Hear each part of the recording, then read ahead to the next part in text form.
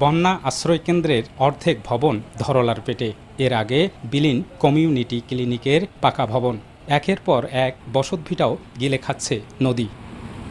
খিদেরকুটি বন্যা আশ্রয় কেন্দ্রের এমন দৃশ্য কুড়িগ্রামের উলিপুরের বেগমগঞ্জ ইউনিয়নের, সদরের যাত্রাপুর ও রাজারহাটের ঘড়িয়ালডাঙ্গা, বিদ্যানন্দ সহ অন্তত 15টি পয়েন্টে তীব্র হয়ে উঠেছে ব্রহ্মপুত্র, ধরলা, দুধকুমার ও তিস্তা নদীর দুই পারের ভাঙন।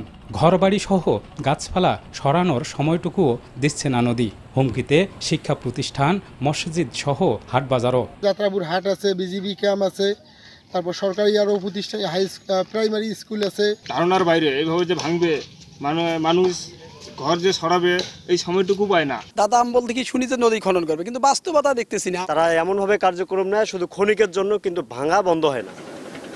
ভাঙনের শিকার পরিবারগুলো ঘরবাড়ি সরিয়ে অন্যের জায়গায় রাখলেও নতুন করে ঠিকানা মিলছে না তাদের। মানবেতর জীবন কাটছে ভুক্তভোগীদের। প্রথমবার ভাঙিয়া একটু সাড়ে তুলছি, আবার ফির ভাঙিয়ে অডে হাতে ভাঙিয়ে আর একটু সাড়ে তুলছি। এখন তো জমি কিনে টাকা নাই, আমার তো কোনো থাকতেও জায়গা নাই। বাড়ি ঘরদের জন্য শহরে নিয়ে যে রাখবে, তার জমা জমি কোনো জায়গায় নাই। পানি বাড়া কমার সঙ্গে জেলার প্রধান নদ নদীতে ভাঙনের কথা স্বীকার করে শুধু সরকারি স্থাপনাসহ ঘনবসতিপূর্ণ এলাকা রক্ষায় জরুরি ভিত্তিতে কাজ করার কথা জানায় পানি উন্নয়ন বোর্ড। সরকারি গুরুত্বপূর্ণ স্থাপনা যেখানে আছে ঘনবসতি, সেখানে জরুরি ভিত্তিতে কিছু কার্যক্রম শুরু করেছি জিওব্যাগ দ্বারা। এছাড়া ব্রহ্মপুত্র ধরলা নদীতেও ভাঙন দেখা দিচ্ছে। আমরা বিভিন্ন সরকারি স্থাপনা দেখে আমরা কাজ বাস্তবায়ন শুরু করেছি। গত এক সপ্তাহে নদী ভাঙনে ঘরবাড়ি হারিয়েছে 2 শতাধিক পরিবার।